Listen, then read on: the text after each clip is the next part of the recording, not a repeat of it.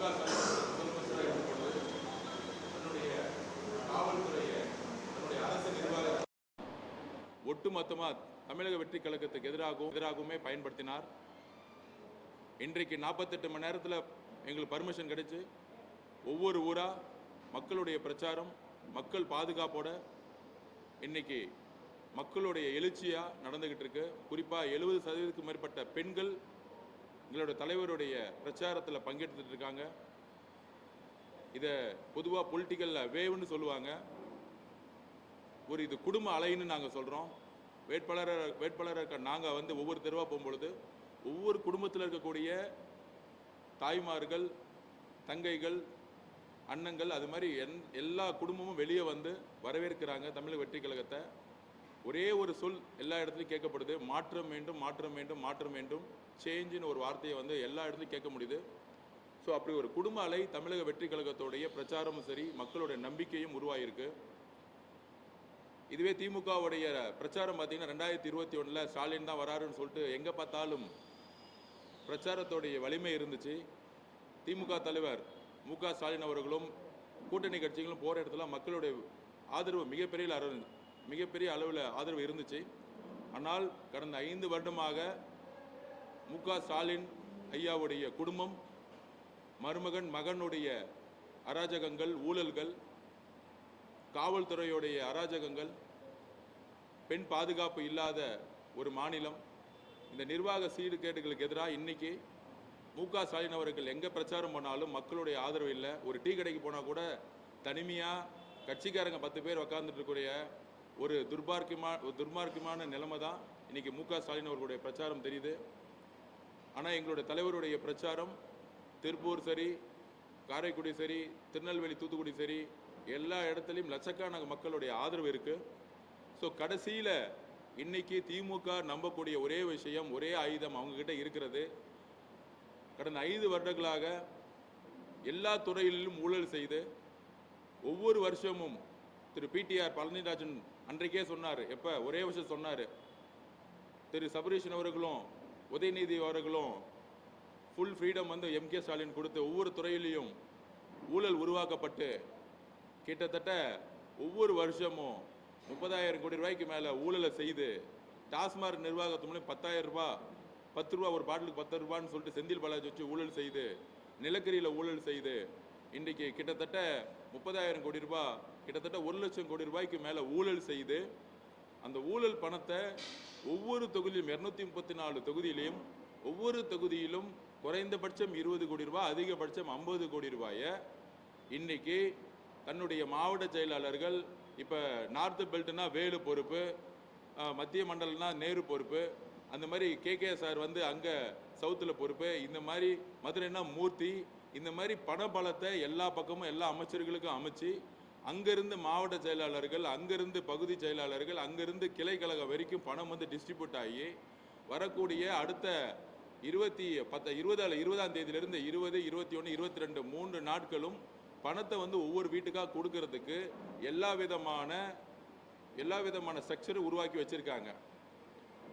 இந்த தேர்தலை பொறுத்த வரைக்கும் குடும்ப அலை வீசுறதுனால என்னதான் பணபலம் கொடுத்தாலும் மக்கள் அந்த பணத்தை ஒரு பெரிய பொருட்டாக நினைக்காம மாற்றத்துக்காக ஒரு ஓட்டு போட போறாங்க. அதுதான் எலெக்ஷன் நடக்க போகுது. இந்த சந்தர்ப்பத்தில் இன்றைக்கு இதை தான் நாங்கள் பதிவு பண்ணிகிட்டே இருக்கோம். திமுக 8,000 ரூபாய் கொடுக்குறேன்னு சொல்லிட்டு ஒரு கூப்பனை பிரிண்ட் பண்ணி தமிழ்நாடு முழுவதும் மக்களுக்கு ஒரு ஆசை காமிக்கிறேன்னு சொல்லிட்டு ஒரு தேர்தலில் ஜனநாயகத்துக்கு எதிராக திரு மு.க. ஸ்டாலின் அவர்களும் திரு மு.க. ஸ்டாலினுடைய குடும்பத்தில் இருக்கக்கூடிய சபரீஷனும் உதயநிதி அவர்களும் எல்லா மினிஸ்டர்கிட்டையும் தொடர்பு கொண்டு இந்த கூப்பனை கொடுக்க சொல்லியிருக்காங்க. கிட்டத்தட்ட ஒரு ஓட்டுக்கு 10,000 ரூபாய் முதற்கொண்டு 5,000 ரூபாய் முதற்கொண்டு 3,000 ரூபான்னு 3 கேட்டகரியாக பிரிச்சிருக்காங்க. ஸோ இன்னைக்கு அதோடைய ரொம்ப துர்பாக்கியமான நிலைமை என்னன்னா, கஷ்டமான நிலைமை என்னன்னா, திருச்சியுடைய காவல்துறை செய்தி வெளியிட்டிருப்பாங்க. இதை ஏதோ இத்தனை நாள் நாங்கள் ஆதாரம் இல்லாமல் பேசிட்டு இருந்தோம், நீங்கள் திமுக ஒரு எதிர்கட்சி மாதிரி விமர்சனம் பண்ணிட்டு இருக்கீங்கன்னு சொன்னாங்க. திருச்சியோடைய காவல்துறை உண்மையாக செயல்பட்டு நேர்மையாக செயல்பட்டு இன்னைக்கு நேற்று நைட்டு ஒரு அறிக்கையை வெளியிட்டு இருந்தாங்க. அந்த அறிக்கையில் எல்லா திமுகவுடைய 234 தொகுதியிலும் என்ன சூழ்ச்சி செஞ்சிருக்காங்க, ஊழல் பணத்தை எப்படி கிளைக்கழகம் வரைக்கும் கொண்டு போயிருக்காங்க. திரு மு.க. ஸ்டாலின் அவர்கள் தமிழக வெற்றி கழகத்துடைய வருகையும் தலைவர் விஜய் அவர்களுடைய ஒரு குடும்ப அலையும் பார்த்து பயந்துட்டு ஃபோன் பண்ணி தனிப்பட்ட முறையில் ஃபோன் பண்ணி ஒவ்வொரு மாவட்ட செயலருக்கும் மணி டிஸ்ட்ரிபியூஷனை பண்ணிருங்கிற உத்தரவை கொடுத்து நேற்றுலேருந்து உத்தரவுகள் முந்தானத்துலேருந்து 13ஆம் தேதியிலேருந்து உத்தரவுகள் அதிகமாக மணி வந்து கொடுத்துட்டே இருக்காங்க, கூப்பன் கொடுத்துட்டே இருக்கிறாங்க. திமுக கொடுக்கக்கூடியதை தேர்தல் கமிஷன் இன்னும் வேடிக்கை பார்த்துட்டா இருக்கு. ஆர்ஓவும் இருக்கக்கூடியவர்கள் தேர்தல் பறக்கும் படையெல்லாம் பார்த்தீங்கன்னா சும்மா ரோட்டில் நின்றுக்கிட்டு வியாபாரிகளையும் குடும்பத்தையும் இருக்கவங்க மட்டும்தான் பார்த்துட்டு இருக்காங்களே தவிர திமுகவில் இருக்கக்கூடிய பகுதி செயலாளர்கள், மாவட்ட செயலர்கள், கிளைக்கழகத்தில் இருக்கக்கூடியவங்க வீதிக்கு வீதி டிஸ்ட்ரிபியூஷன் பண்ணிட்டு இருக்காங்க மணியை. அதை வந்து தட்டி கேட்கறதுக்கு தேர்தல் பறக்கும் படை இது வரைக்கும் எந்த முயற்சியும் பண்ணல, தேர்தல் அலுவலர்கள் எதுவும் முயற்சியும் பண்ணல. அதை நாங்கள் வன்மையாக கண்டிக்கிறோம். இதோடைய ஒரே ஒரு ப்ரூஃப், இந்த ப்ரூஃபோடு நாங்கள் சொல்கிறோம். 15/4/2026 திருச்சிராப்பள்ளி மாவட்ட காவல்துறை அதில் என்ன ஸ்டேட்மெண்ட் கொடுத்துருக்காங்க, பத்திரிகையாளர் நேற்று நைட்டு பார்த்துருப்பீங்க. அதில் அவங்க சொல்கிறாங்க, திருச்சிராப்பள்ளி மாவட்டம் கொள்ளிடம் காவல் நிலைய எல்லைக்குட்பட்ட வாழைக்கட்டை கிராமத்தை சேர்ந்த சிஞ்சுஜா 25 வயசு பெண், 25 வயசு பெண், அப்போதான் கல்யாணமே ஆயிருக்கு அந்த பெண்ணுக்கு. என்ற கிராமத்தை சேர்ந்த பிரசாத்தை சேர்ந்தவர் 2021 திருமணம் செய்து கொண்டு வாழ்ந்து வந்துள்ளார். 3 வருஷம் தான் கல்யாணம் ஆயிருக்கு.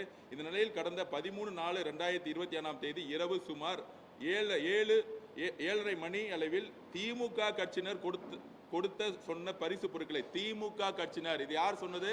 தமிழக வெற்றி கழகம் சொல்லல, காவல்துறை, திருச்சி காவல்துறை விசாரணையின் அடிப்படையில் உண்மை தன்மையோட இந்த செய்தி அறிக்கையை வெளியிட்டிருக்காங்க.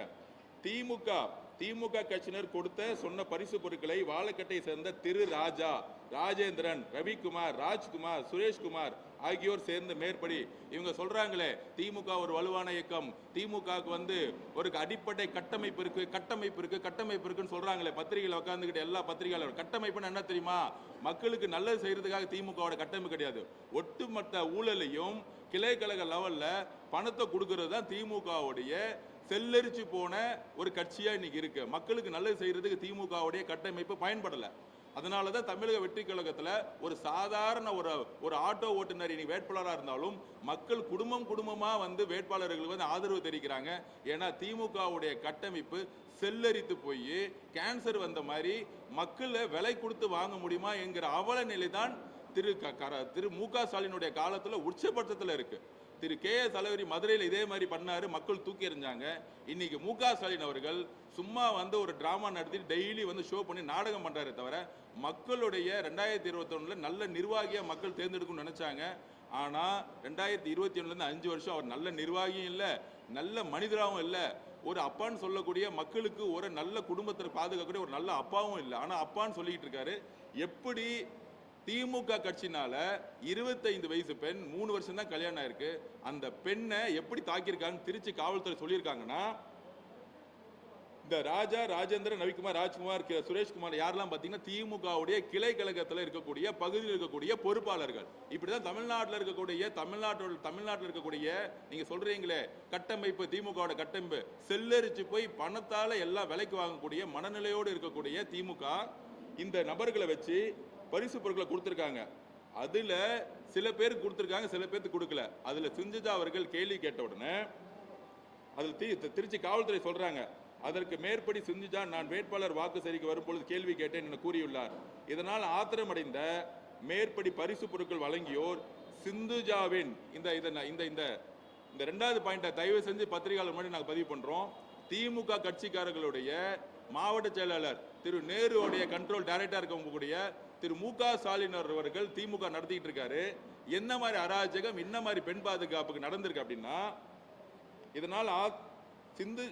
இதனால் ஆத்திரமடைந்த மேற்படி பரிசு பொருட்கள் வழங்கியவர்கள், அதாவது திமுகவினர், சிந்துஜா முடி மற்றும் சுடிதார் பிடித்து இழுத்து, பெண்ணோடைய உடையை பிடித்து இழுக்கிறதுக்கு திமுக காரங்களுக்கு யார் அதிகாரம் கொடுத்தது? இதுதான் திமுக ஆட்சிக்கு வந்தாலே பெண்கள் பாதுகாப்புக்கு என்றைக்கும் உத்தரவாதம் கிடையவே கிடையாது. திமுக கட்சிக்காரங்க ட்ரக்ஸையும் லிக்கரையும் சேல்ஸ் பண்ணிட்டு தன்னுடைய வாக்குறுதியை நிலைநாட்டாத மாதிரி இன்னைக்கு பணம் கொடுக்குறேன்னு சொல்லிட்டு எல்லா பெண்களையும் விலை கொடுத்து வாங்க பார்க்குறாங்க. அதில் எங்களுடைய சகோதரி சிந்துஜா அவர்களுக்கு முடியை பிடிச்சி இழுத்துருக்காங்க. இதெல்லாம் நீங்கள் வந்து முதலமைச்சர் மு.க. ஸ்டாலின் இதை பற்றி இது வரைக்கும் பேசவே இல்லை. திரு உதயநிதி அவர்கள் எங்கே பார்த்தாலும் பிரச்சாரம் பண்ணிக்கிட்டு இபிஎஸ் அவர்கள் காலில் விழுந்தாருன்னு சொல்லிக்கிட்டு பழைய கதையை பேசிட்டு இருக்கார். தன்னுடைய கட்சிக்காரங்கள் தமிழ்நாடு முழுவதும் ஒவ்வொரு ஓட்டுக்கு 5000 ரூபாய் கொடுக்குறாங்களே, பக்காவா 2 பேரும் போய் செட்டிங் பண்ணி வச்சிருக்காங்க. ஒவ்வொரு தொகுதியில் 20 50 கோடி ரூபாய். ஆனா அதை பத்தி பேசவே மாட்டாங்க. அப்படி சிந்துஜாவின் முடி மற்றும் சுடிதார் பிடித்து இழுத்து அசிங்கமான வார்த்தையால் திட்டி கீழே கிடந்த துடைப்பை கட்டையால் அவரை அடித்து மன உளைச்சலுக்கு ஆளாக்கினார். பப்ளிக்கு முன்னாடி ஒரு பெண்ணை முடிய பிடிச்சி இழுத்து சுடிதாரை கிழிச்சு கையில இருந்த தொடப்ப கட்டையால் அடிக்கும் பொழுது ஒரு பெண் எந்த மாதிரியான மனநிலைக்கு உள்வாங்குவாங்க? திரு மு.க. ஸ்டாலின் இதை பத்தி பேச முடியுமா? இல்ல கூட்டணி கட்சியில் இருக்கக்கூடிய அண்ணன் திருமாவண்ணன், கம்யூனிஸ்ட் தோழர்கள், இல்ல முஸ்லீம் கட்சியினர் இதை பத்தி பேச முடியுமா? ஒரு பெண்ணுக்கு நேர்ந்த கொடுமையான உணர்வு இது வரைக்கும் 48 மணி நேரம் ஆச்சு நடந்து. இது வரைக்கும் யார் பேசியிருக்கா? எந்த நடிகைகள் பேசியிருப்பாங்களா? பேசவே மாட்டாங்க. இதுதான் தமிழ்நாட்டுடைய அவல நிலை. ஜனநாயகம் மற்ற தன்மை இருக்கு இது. ஸோ அப்ப இந்த பிரச்சனையை பத்திரிகையாளருக்கு முன்னாடி தமிழக வெற்றி கழகம் கடுமையாக எடுத்து சொல்லும். ஏன் சொல்லணும்னா, ஒரு ஒரு ஓட்டுக்காக காசு கூட போன இடத்துல ஒரு பெண்ணு கேள்வி கேட்டதுக்கு முடியை பிடிச்சு இழுத்து சுடிதாரை கிழிச்சு தொடப்ப கட்டையால எல்லாத்துக்கும் முன்னாடி அடிக்கும் பொழுது எந்த பெண்ணுக்கு எந்த பெண்ணுக்கு எந்த அளவுக்கு அவங்களை அசிங்கப்படுத்தியிருப்பாங்க பப்ளிக் முன்னாடி. இதை எவ்வளவு தூரம் பத்திரிகையாளர்களும் பொதுமக்களும் பேசணும். இதுதான் திமுக. மு.க. ஸ்டாலின் அவர்கள் வந்தா பெண் பாதுகாப்பு உருவாக்க நினைச்சாங்க. ஆனா ரவுடிசத்தையும் பணத்தை கொடுத்தா 3000 கொடுத்தா திருப்பியும் ஜெயிச்சலான்னு ஒரு 26 கட்சி கூட்டணி அடிமை கட்சியை உருவாக்கி எல்லா கட்சி தலைவர்களும் 40 வருஷமா இருந்த அனுபவம் இன்னைக்கு அடிமை தலைவர்களா மாறி மக்களுடைய பிரச்சனைகளை எதை பத்தியும் பேசுறது இல்லை. தூத்துக்குடியில 12ஆம் கிளாஸ் பொண்ணு ரேப்பாயி கொலை செய்யப்பட்டா எந்த இடதுசாரி இயக்கம் சிந்தனை கொண்டவர்களும் 40 வருஷமான அனுபவம் கொண்டவர்களும் பத்தி பேசுறதே இல்லை. மக்களுடைய பிரச்சனைகள் இருந்து, முக்கியமா பெண்களுடைய பிரச்சனைகள் இருந்து எல்லா தலைவர்களும் இன்னைக்கு மக்கள் பிரச்சனை விலகிட்டாங்க. ஏன்னா திமுக கட்சிக்கு எல்லா தலைவர்களும் அடிமையாயிட்டாங்க. இது பணபலத்தால் உருவாக்கப்பட்ட கூட்டணி. அதனாலதான் எந்த கட்சி தலைவரும் சிந்துஜாங்கிற ஒரு சகோதரி பொது இடத்துல சுடிதார் கிழிக்கப்பட்டு தலைமுடியை இழுத்து கையால தொடப்ப கட்டி வச்சு அந்த பெண்ணை அடிக்கும் பொழுது தன்னுடைய மன உறுதியை இழந்து அடுத்த பேராகிராஃப்ல அதே காவல்துறை சொல்றாங்க.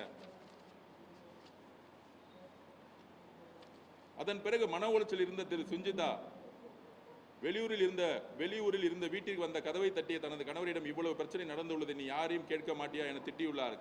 கணவரிடம் முறையிட்டு இருக்காங்க. ஆனா கணவர் சாதாரணமாக அவரால் என்ன செய்ய முடியும்? திமுக என்ன செய்ய முடியும்? அதற்கு பிரசாந்த் காலை பார்த்து கொள்ளலாம், இப்பொழுது நீ போய் தூங்க செல் என்று கூறிடா. ஆனால் அந்த மன உளைச்சலால் ஏற்பட்ட, ஏன்னா கணவருக்கு தெரியாது எத்தனை ஆண்கள் எத்தனை பப்ளிக்ல எப்படி போட்டு அடிச்சாங்கிறது கணவருக்கு தெரியல. அதை உடனே மேற்படி சிந்துஜா அவரது கணவரால் பிரசாத்தை வெளியே போடான்னு சொல்லிவிட்டு கதவை தாளிட்டு உள்ளே சென்றுட்டார். உடனே பிரசாத் அருகில் உள்ளவர்கள் உதவியின் கதவை உடைத்து பார்க்கும்போது சேலையில் தூக்கு போட்டு தொங்கிக் கொண்டிருந்தார். நண்பர்களே, இது தமிழ்நாடா இல்ல வேற ஏதாச்சும் ஊரா? மணிப்பூரை பத்தி பேசுறோம், மித்த ஊரை பத்தி பேசுறோம். ஒரு திமுக காரங்களால பொது இடத்துல சுடிதார் கிழிக்கப்பட்டு தொடப்பக்கட்டையால் அடிக்கப்பட்ட பெண்ணுக்கு ஒரு நியாயமும் கிடைக்கல. ஒரே நாள்ல தன்னுடைய மன வலிமை இழந்து அசிங்கப்பட்டு தூக்கு மாட்டி தற்கொலை பண்ணிட்டான். இதை நான் என்னுடைய வாழ்க்கையில எங்க அம்மா கிட்ட நான் பார்த்திருக்கேன். அந்த உணர்வுனால தான், அந்த கோபத்தினால தான் நான் பேசிட்டு இருக்கேன். அப்ப மு.க. ஸ்டாலின்கள் இதை பத்தி பேசாம தனியா நடந்துகிட்டே டீ காஃபி ஷாப்லையும் ஷூட்டிங்கும் நடத்திக்கிட்டு இருக்காரு. உதயநிதி அவர்கள் இதை பத்தி பேசவே மாட்டாரு. ஏன்னா தமிழ்நாட்டிலே அவர் இருக்க மாட்டாரு. அவரோட மனநிலை எங்க இருக்குன்னே தெரியல. என்னைக்கோ 2019-17 காலகட்டத்தில் இபிஎஸ் அவர்கள் சசிகலா அம்மா கால விழுந்ததை பத்தி இது ஒரு பெரிய அரசியல் பேசியிருக்கூடிய அறிவு கட்ட உதயநிதி அவர்கள் தான் முதலமைச்சராக இருக்க போறாரா தமிழ்நாட்டில்? இந்த மாதிரி அறிவு கட்ட ஒரு வாரிசின் அடிப்படையில் உருவான துணை முதலமைச்சராக இருக்கக்கூடிய உதயநிதி எல்லாம் தமிழ்நாட்டுக்கு தேவையா? திமுக காரங்க செய்யக்கூடிய இதுதான் திமுகங்களா? ஒரு சாதாரண பெண்ணை அடிச்சு தொடப்பக்கட்டால அடிச்சு அவங்க தற்கொலை பண்ணது காரணமானவங்களை இன்றைக்கு இதே திருச்சி காவல்துறை நேர்மையா இருந்ததுனால இதை நேற்று பப்ளிஷ் பண்ணாங்க. ஆனா நேற்று நைட்டு இந்த காலைக்குள்ள திருப்பி மிரட்டப்பட்டு இதை டெலீட் பண்ணிட்டாங்க. யாரு சொல்லி டெலீட் பண்ணாங்க? திருச்சி காவல்துறை யாரு சொல்லி டெலீட் பண்ணாங்க? இதை திரு மு.க. ஸ்டாலின் குடும்பம் சொல்லி டெலீட் பண்ணாங்களா? இன்றைக்கு உண்மையிலே சொல்றேன், ஒரு அரசியல்வாதி இருக்கிற தகுதியே உணர்வின் அடிப்படையில் இருக்கணும். கலைஞரோட குடும்பத்தோட வாரிசு மு.க. ஸ்டாலின் அவர்கள், மு.க. ஸ்டாலின் குடும்பத்தோட வாரிசு உதயநிதி அவர்கள், இவங்களுக்கு உணர்வற்ற நிலையில இருக்கிறாங்க. காசு இருந்தா போதும், ஜெயிச்சிட முடியும் தேர்தலில். காசு இருந்தா போதும், அதிகாரம் இருந்தா போகணும், மிரட்டிடலாம் எல்லாத்தையும். பத்திரிகையாளர் மிரட்ட முடியும், ஜெயிலுக்கு அனுப்ப முடியும், மக்களை வந்து மிரட்டிட முடியும். யாரும் தேர்தலுக்கு வரக்கூடாது. ஒரு சாவு நடந்துச்சுன்னா அதை வந்து வேற ஒரு நியூஸ் சொல்லி மாத்திடலாம். எந்த பிரச்சனையும் தைரியமாக நின்று பேசக்கூடிய வலிமையும் வக்கற்றவங்க தான் திமுக கூட இருக்க மு.க. ஸ்டாலின் அவர்களும் துணை முதலமைச்சர் இருக்கக்கூடிய உதயநிதி அவர்களும். இவங்களுக்கு அதிகாரம் பண போதையை தவிர எதுவுமே கிடையாது. இந்த மாதிரி ஒரு ஆட்சி நிர்வாகம் தமிழ்நாட்டில் இந்த 70 வருஷத்துல எப்பயுமே நடந்ததில்லை. ஓட்டுக்கு பணம் கொடுக்க போற இடத்துல ஒரு பெண்ணை அடிச்சு, ஒரு துணியை கிழிச்சு, தொடப்பக்கட்டையால் அடிச்சு தற்கொலை பண்ணி இன்னைக்கு உக்காந்துட்டு இருக்காங்க அந்த குடும்பம். ஆனா தமிழ்நாட்டில் எந்த நடிகர்களும் நடிகைகளும் எந்த விதமான சோசியல் ஒர்க்கர்ஸும் இல்ல 40 வருஷமா தமிழ்நாட்டுக்காக நாங்கள் மக்களுக்காக போராடக்கூடிய இடதுசாரி சிந்தனை கொண்டவர்களும் ஏன் திருமாவளவனும் யாரை பத்தியுமே இதை பேசாம கடந்து போய்கிட்டே இருப்பாங்க. இந்த ஓட்டு அரசியலுக்கு வேற ஏதாச்சும் நம்ம வேலை செய்ய போயிடலாம். இதுதான் நான் சொல்ல வரேன். இதுக்கு அரசியலே வராம போயிடலாம். எதுக்கு அரசியல் வந்து நம்பிக்கலாம்? எதுக்காக இந்த அரசியல்? 5000 ரூபாய் கொடுத்தா தமிழ்நாட்டில் மாற்றம் வந்துருமா? அப்ப இதை கேட்கக்கூடிய இடத்துல தமிழக மக்கள் எல்லா பெண்களும் கேட்கணும், சமூக வலைத்தளங்களை கேட்கணும். இது ஒரு தொகுதியில் இல்ல, 234 தொகுதியிலும் திமுக இருக்கிற ஒரே ஆயுதம் 20 கோடி ரூபாய், 50 கோடி ரூபாய். தமிழக பெண்கள் கிட்ட நாங்க வற்புறுத்தி கேட்டுறோம், இந்த மாதிரி சிந்துஜா இன்னொரு தாட்டி திமுக ஆட்சிக்கு வந்தால் இந்த மாதிரி பல சிந்துஜார்கள் தற்கொலை பண்ணப்படுவார்கள். தூத்துக்குடியில் நடந்த மாதிரி 12ஆம் கிளாஸ் பொண்ணு கற்பழிக்கப்பட்டு கொல்லப்பட்ட மாதிரி திமுக ஆட்சிக்கு வரும் பொழுது இப்பயே வந்து எலெக்ஷனுக்கு முன்னாடியே 5000 ரூபாய் கொடுக்கிற இடத்துல அந்த பெண் கேள்வி கேட்ட ஒரே ரீசனுக்காக சுடிதார கிழிக்கப்பட்டு தொடப்பக்கட்டையால் அடிக்கப்படும் பொழுது இவங்க திருப்பியும் ஆட்சிக்கு வந்தா பெண்கள் ரோட்டில் நடமாடவே முடியாதுங்கிறத நான் பதிவு பண்றேன். தமிழ்நாட்டில் இருக்கக்கூடிய எல்லா பெண்களும் சகோதரி சிந்துஜா அவர்களுக்காக குரல் கொடுக்கணும். திமுகவுடைய மு.க. ஸ்டாலின் அவர்கள்ட்ட இதை பத்தி கேட்கணும். உதயநிதி ஸ்டாலின் அவர்கள் இதை பத்தி கேட்கணும். அவங்க உடனே நடிப்பாங்க. இது எல்லா தொகுதியிலையும் திமுகவுடைய ரவுடிகள் குண்டாசுகள் பணத்தை கொடுக்குறேன்னு ஒவ்வொரு தெருவா ஆக்கிரமிச்சிருக்காங்க. வெள்ளிவாக்கத்திலேயே திரு கார்த்திகேயன் 100 கோடி ரூபாய் இறக்கி இங்க இருக்கக்கூடிய ஒவ்வொரு வீட்லயும் 5000 ரூபாய் கொடுத்துட்டு இருக்காரு. இதை பத்தி நான் கவலைப்படவே இல்லை. மக்கள் மாற்றத்துக்கு ரெடி ஆயிட்டாங்க. ஆனால் தமிழ்நாட்டில் பணபலத்தாலையும் ரவுடித்தனத்தாலும் திருப்பியும் ஜெயிக்கணும்னு நினைக்கிறாங்க. இதை வன்மையாக கண்டிக்கிறோம்.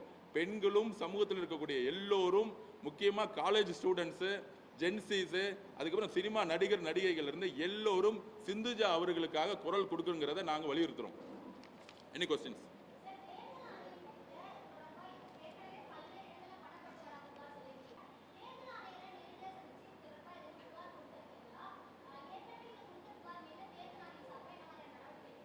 இல்லை, தேர்தல் ஆணையம் கிட்ட நாங்கள் வந்து இப்போ டெல்லியில் வந்து புகார் மனு கொடுக்கறதுக்கு இந்த சிந்துஜா அவர்களுக்கு இனிமேல் தற்கொலை பண்ணிக்கிறதுக்கு டெல்லியில் வந்து அட்வொகேட்ஸ் கிட்ட ரெடி பண்ணிட்டு இருக்கோம்.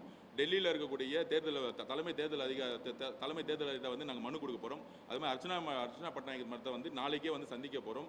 தமிழ்நாடு முழுவதும் பறக்கும் படை வந்து பேருக்கு தான் இருந்திருக்கே தவிர அவங்க போட்ட திமுகவுடைய பெரும்பாலும் இன்னும் இன்ஃப்ளூயன்ஸ் இருந்துட்டு இருக்காங்க. காவல்துறை இருக்கக்கூடிய கீழ்மட்ட அளவில் இருக்கக்கூடிய அதிகாரிகள் இன்னும் வந்து திமுகவுடைய பணபலத்தால் அவங்களும் வந்து ஜனநாயகத்துக்கு அப்பாற்பட்டு இருக்கிறாங்க. அதை நான் கண்டிப்பாக சொல்லுவோம். இதை வந்து மக்கள் வந்து கொண்டு போகணும். பெண்களுக்கு புரிஞ்சுக்கணும். 5000 ரூபாய் கொடுத்தா மாற்றம் வருமா? வருஷம் ஃபுல்லா 5 வருஷம் எந்த மாற்றம் நடக்கல. எந்த இடத்துலயும் ஒரு மெட்ரோ வாட்டர் வில்லிவாக்கம் முதற்கொண்டு தமிழ்நாட்டில் எந்த இடத்துலையும் 90% வீட்டில் குழாய் கனெக்ஷனே கிடையாது. எல்லாம் டேங்க் வாட்டர் தான் யூஸ் பண்றாங்க.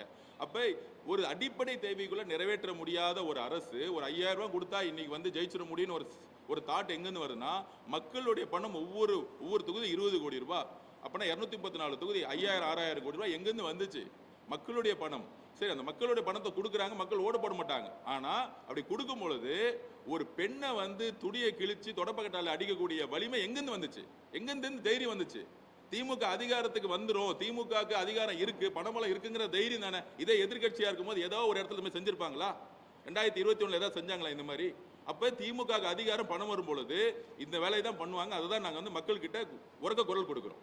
நான் திருப்பி சொல்றேன், இந்த கட்சி வந்து டோட்டலா அழிச்சிட்டாரு மு.க. ஸ்டாலின் அவர்களும் உதயநிதி. இந்த கட்சியை அழிச்சிட்டாரு. திமுக இருந்த நல்ல கொள்கைவாதிகளை இங்க வெளியே போயிட்டாங்க.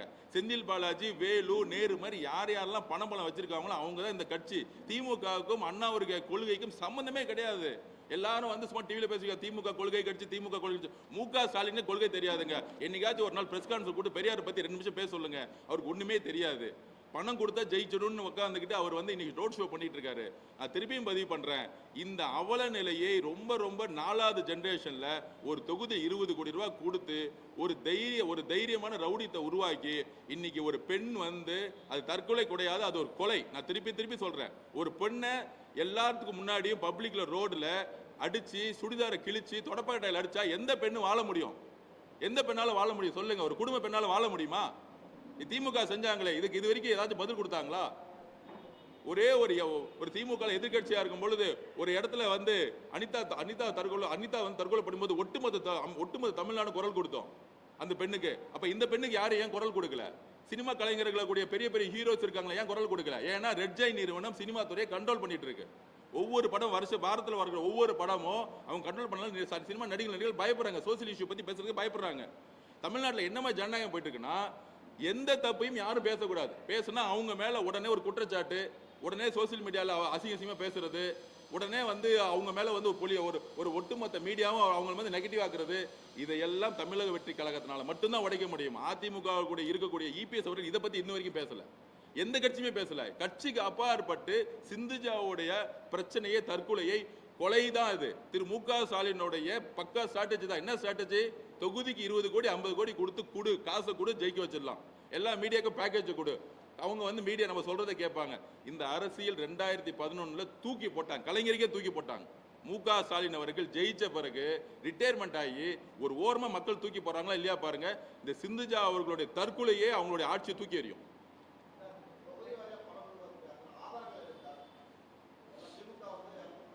ஊடகங்கள் உங்களுக்கு தெரியாதா?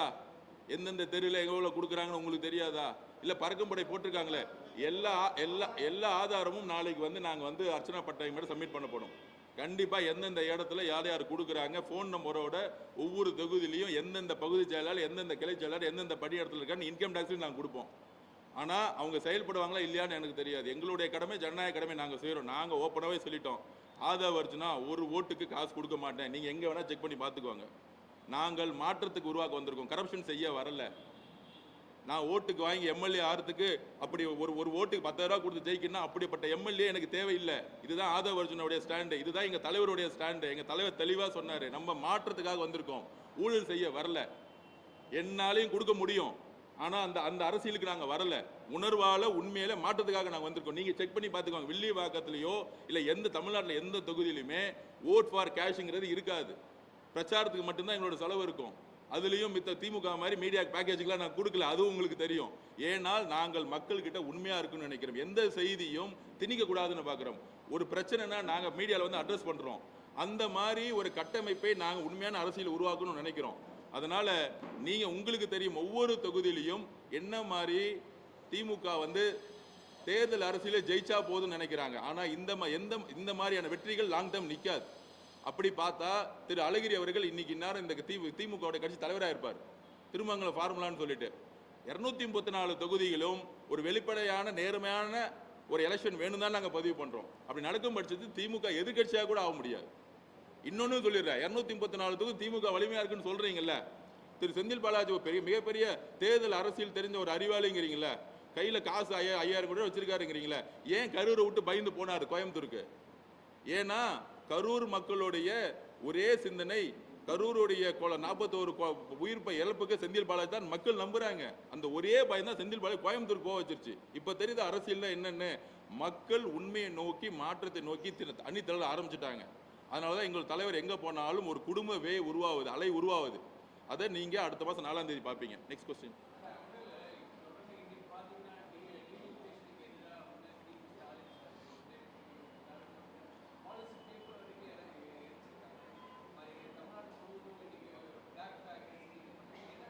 சார், டீலிமிட்டேஷனுக்கு அப்பையிலேருந்து தமிழ்நாடு சவுத் இந்தியாவில் எல்லாருமே குரல் கொடுக்குறோம். இது திமுக மட்டும் செய்யல, எல்லாத்துக்கும் குரல் கொடுத்துருக்கோம். மக்கள் தொகையின் அடிப்படையில் எம்பிக்களை உருவாக்குறதுனால வட மாநிலத்தையும் தென் மாநிலத்தையும் அவங்க வந்து பிரிக்கிறாங்க. இந்தியாவே 2ஆ துண்டாடப்படுது. அப்போ 40 எம்பி வச்சிருக்கிறவங்க எந்த மாதிரி குரல் கொடுத்துருக்கணும்? பார்லிமெண்ட்ல முடக்கி இருக்கணும். இந்நேரம் ராகுல் காந்தி கூட சேர்ந்து ஐயாவோட சேர்ந்து இந்நேரம் ஒரு பெரிய புரட்சி அங்கே வந்து உருவாக்கி இருக்கணும். சும்மா பேருக்கு வந்து இந்த எலெக்ஷன் டைம்ல நாங்கள் வந்து எதுக்குறோம், கருப்பு கொடி பிடிக்கிறோம், கருப்பு துண்டு போறோம்னு சும்மா உட்காந்துக்கிட்டு இந்த இந்த இந்த எலெக்ஷன் டைம்ல நாங்கள் பிஜேபி எதுக்குறோம் அப்படின்னு சொல்லிட்டு பொய்யா எதிர்க்கிறாங்க. ஐடியாலஜி படி இது தமிழ்நாட்டுக்கு இல்லை, ஒட்டுமொத்த தென் மாநிலங்களுக்கு மிகப்பெரிய பிரச்சனை இது.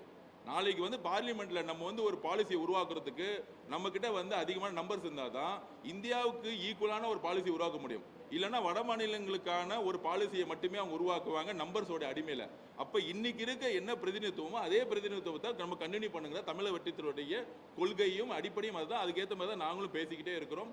கண்டிப்பா இது கோர்ட்ல போய் நிற்குங்க. கண்டிப்பா நாளைக்கு அவங்க என்ன டிராஃப்ட் பண்ணாலும், எப்படி வந்து விவசாய சட்டங்கள் மக்கள் அழுத்தத்தினால தூக்கி எறிஞ்சாங்களோ, இந்த மாதிரி அவங்களுடைய சட்டங்கள் நிறைவேற்றினா ஒட்டுமொத்த தென் மாநிலங்களோட போராட்டத்துக்கும் பிஜேபி வந்து பதில் சொல்ல வேண்டிய இருக்கும். கண்டிப்பாக அவங்க வந்து வாபஸ் வாங்கணும்.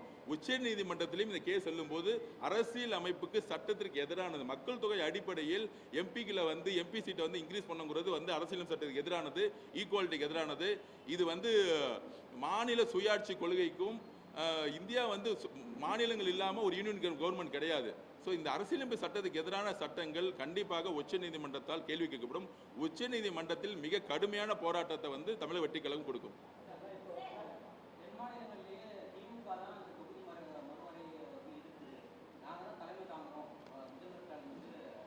சார் அதெல்லாம் போய் சார். நீங்கள் வேற பராசக்தி படத்தை ரிலீஸ் பண்ணிட்டு உதயநிதி அவர்கள் ஒட்டுமொத்த யூனிட்டையும் போயிட்டு முருகன் மினிஸ்டருடைய வீட்டில் உட்காந்து பிரைம் மினிஸ்டருடைய ஃபங்க்ஷனில் உட்காந்துக்கிட்டு யூனிட் அமைச்சிட்டு கை கொடுத்துட்டு இருக்காங்க.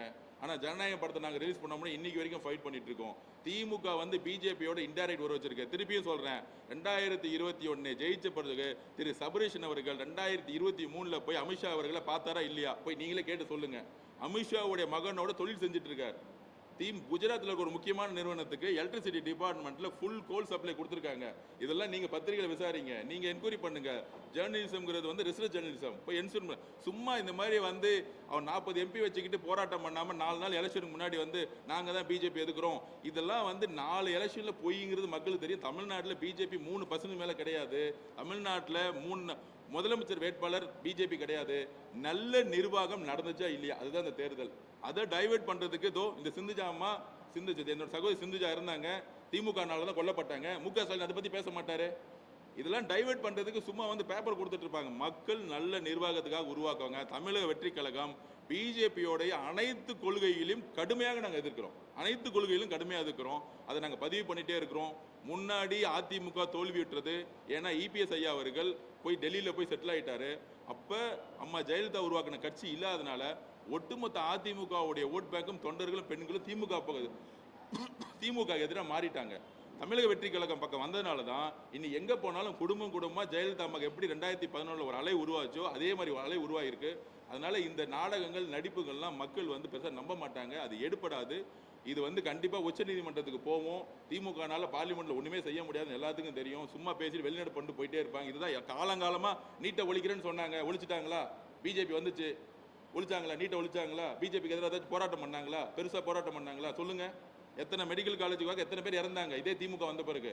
பிஜேபிக்கு எதிராக ஏன் பெருசாக போராட்டம் பண்ணல? தமிழ்நாடு முழுசும் பெருசாக வந்து கூப்பிட்டுருக்கலாமே. எல்லாத்தையும் வகுப்புக்கு எதிராக போராட்டம் பண்ணியிருக்கலாமே. தமிழ்நாடு முழுசும் ஜல்லிக்கட்டில் எல்லாரும் போராடணுமா இல்லையா? சொல்லுங்க. எல்லாரும் மக்கள் ரோட்ல வந்து நின்னோம்ல. அது மாதிரி நீட்டுக்கு எதிராக ஒரு பெரிய போராட்டத்தை முதலமைச்சர் முக ஸ்டாலின் அவர்கள் போராட்டத்தை டிக்ளேர் பண்ணிருக்கலாமே அந்த வருஷம். இல்லை உதயநிதி அவர்கள் தலைமையினால எல்லா ஸ்டூடெண்ட்ஸ் வாங்கன்னு சொல்லிட்டு ரோட்ல இறக்கி இருக்கலாமே. ஒன்றிய அரசு கூட எல்லா ஆஃபீஸும் முடக்கி இருக்கலாமே. நாங்கள் இருந்தால் அது பண்ணியிருப்போம். எங்களுடைய மாநிலத்துக்கு சட்டங்களுக்கு எதிராக எங்களுக்கு இருந்துச்சுன்னா நாங்கள் நிப்பாட்டுவோம், பந்த் பண்ணுவோம், எல்லாத்தையும் நிப்பாட்டுவோம். அப்படின்னா தான் ஒன்றிய அரசு பேச்சை கேட்கும். மக்கள் சப்போர்ட்டோட நீங்கள் போராட்டத்தை காந்தியடிகள் மாதிரி ஒரு வடிவமைச்சா மட்டும்தான் ஒரு சட்டத்தை நிப்பாட்ட முடியும். சும்மா அறிக்கை கொடுத்துட்டு பேப்பர் படுத்திட்டு மீனவர்கள் செத்தா லெட்டர் கொடுத்துக்கிட்டு இருக்காரு. நிப்பாட்டுங்க. ஒன்றிய அரசு முன்னாடி போய் உட்காருவோம், எல்லாரும் உட்காருவோம். அப்போ ஒன்றிய அரசு பணியும். சும்மா லெட்டர் கொடுத்துக்கிட்டு பேப்பர் கொடுத்துட்டு கருப்பு துணி காமிச்சா மாறிடுமா? நீட்டுக்கு எதிராக தான் பண்ணாங்க, கருப்பு துணி காமிச்சாங்க. சட்டமன்றத்தில் 4 தீர்மானம் போட்டாங்க. இதே எதிர்கட்சியா இருக்கும்போது முக ஸ்டாலின் என்ன சொன்னாரு? சட்டமன்ற தீர்மானம் போட்டுட்டு ஒரு அடிமையா இருக்கிறாரு இபிஎஸ் சொன்னாரு. இப்போ அதை தான் பண்ணிட்டு இருக்காரு. ஒரு அடிமையா இருக்கக்கூடிய முக ஸ்டாலின் அவர்கள் சும்மா வந்து சட்டமன்றத்தை தீர்மானம் போட்டுக்கிட்டு வீட்டில் உட்காந்துக்கிட்டு இல்லை வெளியே உட்காந்துக்கிட்டு சும்மா ரோட் ஷோ பண்ணும்போது கருப்பு துண்டை காமிச்சிக்கிட்டு நாங்கள் வந்து ஒன்றிய அரசுக்கு எதிராக இருக்கிற அதே நடிப்பு தான் பண்ணிட்டு இருக்காரு. இபிஎஸ் ஐயா அவர்கள் என்ன நடிச்சாரோ அதே தான் அவரும் பண்ணிட்டு இருக்காரு. இந்த நடிப்பு மக்களுக்கு தெரியாதா? பிஜேபிக்கு எதிராக அவர் நடிக்கிறாருன்னு தெரியாதா? இபிஎஸ் பழனிசாமி ஐயா அவர்களுக்கும் பழனிசாமி அவர்களுக்கும் மு.க. ஸ்டாலின் அவர்களுக்கும் என்ன வந்து இதுல வந்து வேற்றுமை நீ கண்டீங்க லீடர்ஷிப்ல? இபிஎஸ் ஐயா அவர்கள் நீட்டுக்கு எதிராக சட்டமன்ற தீர்மானம் கொண்டு வந்தாரு, மீனவர்கள் பிரச்சனை வரும்போது தீர்மானம் கொண்டு வந்தாரு. இதே தானே அவங்களும் பண்ணிட்டு இருக்காங்க. என்ன மாற்றம் வந்துச்சு? ஏதாச்சும் ஒரு போராட்டம் தமிழ்நாடே சதமிக்கிற மாதிரி ஒரு போராட்டம் பிஜேபிக்கு எதிராக பண்ணியிருப்பாங்களா? மக்கள் அணித்திருந்தாங்களா? நீட்டுக்கு எதிராக, வகுப்பு போராட்டத்துக்கு எதிராக ஒண்ணுமே பண்ணல. 4 நாள் எலெக்ஷன் முன்னாடி இது வந்துருச்சு. இது என்ன போராட்டம் பண்ணி என்ன பண்ண முடியும்? அவங்ககிட்ட மெஜாரிட்டி இருக்கு, டீம் எலெக்ஷன் பண்ணுவாங்க. அப்போ உச்சநீதிமன்றத்தில் போராடணும். வகுப்புக்கு எதிராக போராடின அருண்ஜேட்லி அவர்களை அப்பாயின்மெண்ட் பண்ணி ஆர்குமெண்ட் பண்ணது நாங்க, தமிழ் வெற்றி கழகம். திமுக சும்மா வந்து வில்சன் வந்து சும்மா நின்றுட்டு இருந்தாரு, நாங்களும் வந்து இருக்கிறோம். ஆர்குமெண்டே பண்ணல. இன்னைக்கு நீங்க போய் சுப்ரீம் கோர்ட்ல போய் ஆன்லைன்ல பார்க்கலாம் திமுக என்ன ஆர்குமெண்ட் பண்ணுச்சு வகுப்புக்கு எதிராக அப்படின்னு. ஸோ இது வந்து ஒரு உளவியலை உருவாக்க பார்க்குறாங்க. நாங்கள் வந்து எதிர்த்து நிற்கிறோம். ஆனால் பிஸ்னஸ் அண்டர்ஸ்டாண்டிங்கில் பராசக்தி படத்தை ரிலீஸ் பண்ணிட்டு இங்கிருந்து முருகனுடைய பிரைம் மினிஸ்டரோட பொங்கல் ஃபங்க்ஷனில் ஒட்டுமொத்த உதயநிதி டீமும் அங்கே உட்காந்துக்கிட்டு அண்டர்ஸ்டாண்டிங்கில் இருக்காங்க. தமிழ்நாட்டு மக்கள் நிர்வாக மாற்றம், ஊழலுக்கு எதிராக, இந்த குடும்ப ஆட்சிக்கு எதிராக ஒரு மனநிலையில் இருக்கிறாங்க. இதை மாற்றத்துக்கு சும்மா அங்கே உட்காந்துக்கிட்டு இந்த மாதிரி ஒரு நாடக நடிப்பை, நீட்டுக்கு எதிராக போராடாத திரு மு.க. ஸ்டாலின் அவர்கள் இன்னைக்கு ஒரு நாடக நடிப்பை கொடுத்துட்டு இருக்காரு. இந்த நாடக நடிப்பை எடுப்படாது. வாங்க வாங்க, அதுக்கு தான் வெயிட் பண்ணிட்டு இருக்கேன். கம்ப்ளீட் பண்ணுங்க. என்ன பத்தி தானே? சுயேட்சை வேட்பாளர்ல திமுகவுடைய வேட்பாளர் ஒரு டம்மியா போட்டிருக்காங்க. அதையும் சொல்லிடுறேன். திரு ஆதவ அர்ஜுனாவுடைய அஃபிடவிட்ல பக்காவா கொடுத்துட்டேன். கோர்ட்ல என்ன வேணா கொஸ்டின் கேட்கட்டும், நான் பதில் கொடுத்துட்டு போயிட்டே இருப்பேன். என்னுடைய வீட்டில் இருக்கிறவங்க மனைவி வந்து 20 கம்பெனியில் டைரக்டராக இருக்காங்க, ஓனர் கிடையாது. அதுல இருந்து வர்க்க சொத்தெல்லாம் எடுத்து போட்டிருக்காங்க. என்னோடது வந்து ரொம்ப டிரான்ஸ்பரன்சி. மாண்புமிகு இப்போ கூட ஒரு அட்வொகேட் சொன்னாரு, அது உண்மையா பொய்யான்னு தெரியல. நிதி அமைச்சர் தன்னோட அஃபிடவிட்ல தன்னுடைய ஹஸ்பண்டோடைய சொத்து வழக்குகள் தெரியலன்னு சொல்லிட்டாங்க. ஏன்னா அவங்க கிட்ட ஒரு டிஃபரன்ஸ் ஒப்பீனியன் இருக்கும்போது அது போடணும் போடாதுங்கிறத சட்டம் கிடையாது. அஃபிடவிட்டுங்கிறது முக்கியமா பார்க்க வேண்டியது ப்ரொபோசர்ஸ் வந்து கரெக்டாக இருக்காங்களா இல்லையா. ஒரு ஆர்வம் வந்து இன்கம் டேக்ஸ் கரெக்டாக இல்லையான்னு பார்க்கக்கூடியதுக்கெல்லாம் டைம் கிடையாது அவங்களுக்கு. அது வந்து ஐடி டிபார்ட்மெண்ட்ல ஒவ்வொரு வருஷம் நான் தாக்கல் பண்ணியிருக்கேன். என்னுடைய சொத்துக்கள் என்ன, மூவபிள் நாட் மூவபிள், அதில் வந்து என்னுடைய கார்லாம் கம்பெனி பேரில் இருக்கும். ஒரு நிறுவனம் வச்சிருக்கவங்க யாரும் சொந்த பேரில் கார் வச்சிருக்க மாட்டாங்க, கம்பெனி பேரில் தான் வச்சிருப்பாங்க. இந்த மாதிரி அடிப்படை அறிவு கூட இல்லாமல் ஒரு பிரச்சாரத்தை திமுக உருவாக்கிட்டு இருக்கு. அதெல்லாம் வந்து கேஸ் வந்து கோர்ட்டோடைய நேரம் கருதி இந்த கேஸை தூக்கி போடுவார்னு கூடிய சீக்கிரம் ஜட்ஜு சொல்லிடுவார். என்னோட லீகல் டீம் பார்த்துக்கும். எல்லாமே உண்மைத்தன்மையாக என்னோட அஃபிடவிட்ல பதிவு பண்ணிட்டேன். எதுவும் மறைக்க வேண்டிய அவசியம் இல்லைங்கிறத நான் பதிவு பண்ணுறேன்.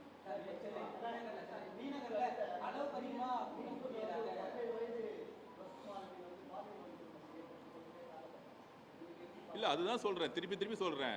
நான் வந்து இப்போ சென்னை மட்டும் மாவட்டத்தில் இருக்க பொறுப்பாளராக இருக்கிறதுனால முக்கியமாக நார்த் மெட்ராஸ் ஃபுல்லாக எல்லா இடத்துலையும் ட்ராவல் பண்ணி பேசிகிட்டு இருக்கும்போது மீஞ்சூரில் கற்பழிக்கப்படுறாங்க அப்படின்னா முக்கியமான காரணம் ட்ரக்ஸோட சேல்ஸ் அளவுக்கு அதிகமாக இந்த ஆட்சியில் வந்துருச்சு. 5 வருஷத்துக்கு முன்னாடி சாராயத்தோட சேல்ஸ் இருந்துச்சு. ஆனால் ட்ரக்ஸோட சேல்ஸ் அளவுக்கு அதிகமாக போயிட்டே இருக்கு. அதனால தான் பெண்கள் திமுக எதிராக இருக்கிறாங்க. 9 மணிக்கு மேலே எந்த தெருவிலையும் போக முடியலன்னு வில்லிவாக்கத்தை சொல்கிறாங்க. அங்கே இருக்கிற ஆர்கே நகர் போகிற அங்கே சொல்கிறாங்க, பெண்கள்லாம் பயப்படுறாங்க, எங்கே பார்த்தாலும் புகை மூட்டமாக இருக்குங்கிறாங்க. காவல்துறைக்கோ கவுன்சிலருக்கோ எம்எல்ஏக்கோ தெரியாமல் கஞ்சா சேல்ஸ் பண்ண முடியாது. கஞ்சா சேல்ஸும் ட்ரக்ஸ் சேல்ஸும் பெண்களுடைய பாதுகாப்பையும், ரேப் நடக்கும், மர்டர் நடக்கும். இதுக்கு காவல்துறை வரைக்கும் முன்முயற்சி பண்ணல. ஏன்னா காவல்துறைகள் வந்து கை கட்டப்பட்டிருக்கு.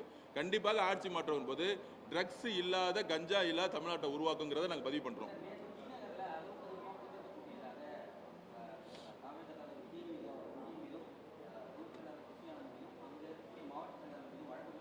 சார், காவல்துறையுடைய வழக்குகள் அதான் சொல்கிறேனே, மேலே கமிஷனர் மாற்றிட்டோம், கீழே இருக்க இன்ஸ்பெக்டர்லாம் இன்னும் வந்து கீழே இருக்கக்கூடிய சேகர் பாபு இந்த மாதிரி ஆளுங்களும் இன்னும் உட்காந்துட்டு இருக்காங்க.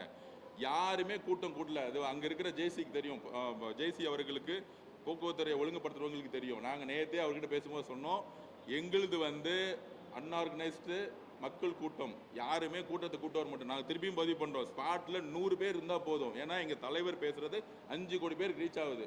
மக்கள் லட்சக்கணக்கான மக்களை காமிக்கணும் எங்களுக்கு அவசியமே கிடையாது. அதை வந்து நேற்று நல்லாவே ஒழுங்குமுறைப்படுத்திருந்தாங்க. ஆனால் காவல்துறை வந்து அளவுக்கு அதிகமான கூட்டம் 300 பேர் பர்மிஷன்னா அங்கே 30,000 பேர் வந்தாங்கன்னா ஒவ்வொரு வீட்டில இருந்து கிளம்பி வந்துடுவாங்க. இப்போ நானே ஒரு தெருவுக்கு போகிறேன், என் கூட 10 பேர் தான் வராங்க. அந்த தெருவுக்குள்ளே போகும்போது என் கூட 300 பேர் நிற்கிறாங்க. அதுக்கு நானா கூட்டத்தை கூட்ட முடியும்? குழந்தைங்க வந்துடுறாங்க. ஸோ அம்மா வரும்போது குழந்தைங்க வராங்க, அப்பா வரும்போது தங்கைகள் வராங்க. ஸோ இது வந்து குடும்பமாக வரக்கூடிய நிகழ்ச்சினால ஒரு மக்கள் வந்து ஒரு மாற்றம் வேணும்னு சொல்லிட்டு பார்க்க வராங்க. அது வந்து தமிழக வெற்றி கழகம் வந்து இந்த திமுக மாதிரி 300 ரூபா கொடுத்துட்டு பக்கத்தில் கவர்மெண்ட் பஸ்லையும் லாரியில் கூட்டிகிட்டு வந்தோம். அப்படிலாம் எந்த ஃபுட்டேஜ் எடுங்க, உங்ககிட்ட தான் எல்லா பக்கம் சிசிடிவில இல்லை. அதுதான் சொல்கிறேன், பொதுமக்கள் இடையூறு ஏற்படுதுன்னு கிடையாது.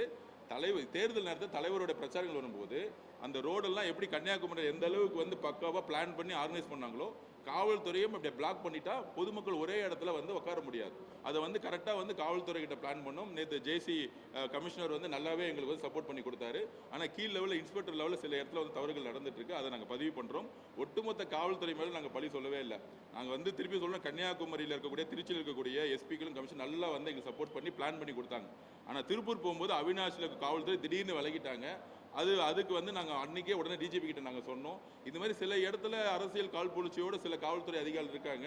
அதையெல்லாம் தான் வச்சுக்கிட்டு நாங்கள் வந்து பிரச்சாரத்தை மேற்கொண்டுட்டு இருக்கோம். எங்களுடைய முக்கியமான விஷயம் மக்களுடைய பாதுகாப்பு தான் பிரச்சாரத்தில் முக்கியம் நாங்கள் நினைக்கிறோம். தேங்க்யூ.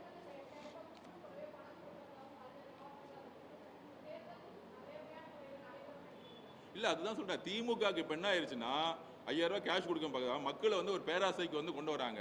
8000 ரூபாய் கூப்பன் கொடுத்துட்டு ஜெயிச்சு முடிச்சோன்னா கொடுத்துடலாம் அப்படின்னு ஒரு பேராசையை முக்கியமாக அர்பனில் இல்லாமல் கிராமப்புறத்தில் இது உருவாக்குறாங்க. கிராமப்புறத்தில் எல்லா இடத்துலையும் பார்த்தீங்கன்னா இந்த 8000 ரூபாய் கூப்பனை பிரிண்ட் பண்ணி நாங்கள் கொடுக்க போகிறோம், இது தேர்தல் அறிக்கையில் இருக்குது, தேர்தல் அறிக்கைன்னு சொல்கிறாங்க. தேர்தல் இருக்கையில் இருக்குங்கிறத ஜெயிச்சு வந்த பிறகு இந்த அரசு கொடுக்கணும். திமுக அரசு திமுகவுடைய கட்சி கொடுக்கணும்னு சொல்ல, நாங்கள் ஜெயிச்சதும் அரசு தான் கொடுக்கணும்னு சொல்லியிருக்கு. அப்போ தமிழ்நாடு கவர்மெண்ட் தான் 8000 ரூபாய் கொடுப்போம் அப்படின்னு நாங்கள் ஜெயிச்ச பிறகு சொல்லியிருக்கே தவிர திமுக அரசு சொந்த பணத்தையோ இல்லை திமுக வந்து தன்னுடைய கட்சி பணத்தையோ கொடுக்குறேன்னு வந்து தேர்தல் வாக்குறுதி கிடையாது. அவங்களுடைய வாக்குறுதி அரசு வெற்றி பெற்ற திமுக ஜெயிச்சுட்டா தமிழக அரசு கொடுக்கும். திமுக வந்து தனிப்பட்ட முறையில் 8000 ரூபாய் கொடுக்காது. அப்படி இருக்கும் பொழுது எப்படி பிரிண்ட் பண்ணி கொடுக்கலாம்? கவர்மெண்ட் ஜெயிச்ச பிறகு தான் அந்த ஸ்கீமை கொண்டு வர முடியும். திமுக வந்து இன்னைக்கு பிரிண்ட் பண்ணி கொடுக்க முடியாது, கொடுக்க கூடாது. இந்த தேர்தல் அரசியலை தவறாக செஞ்சுட்டு இருக்காங்க. அதை நாங்கள் வன்மையாக கண்டிக்கிறோம். அதுதான் தேர்தல் கமிஷன் நாங்கள் சொல்ல போறோம். தேங்க்யூ.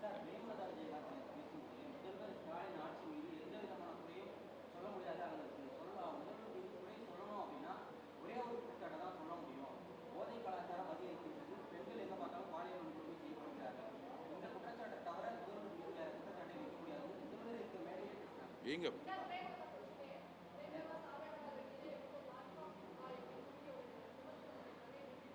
இல்ல அம்மா பிரேமலதா வாயாலே சொல்லிட்டாங்க, பெண் பாதுகாப்பு இல்லை, ட்ரக்ஸ் சேல்ஸ் அதிகமாக இருக்கு. இதுக்கு மேலே என்ன ஒரு தமிழ்நாடு அவங்களை வச்சுக்கிட்டே தன்னுடைய சொந்த கட்சி தலைவரை விமர்சிக்கணும்?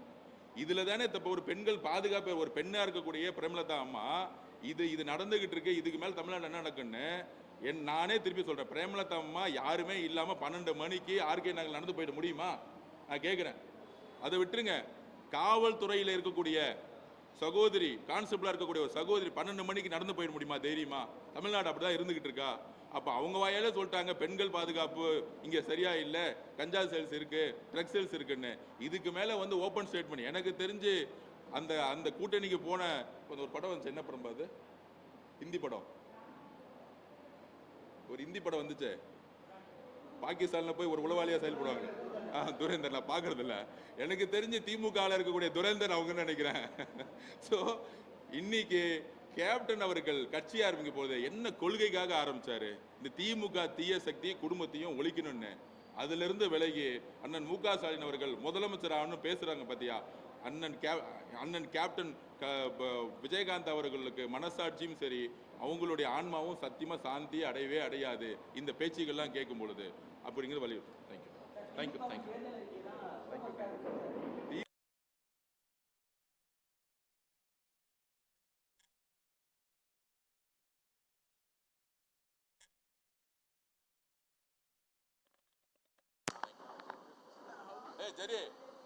ஜெரி காணா போயிட்டான். என்னடாச்சு?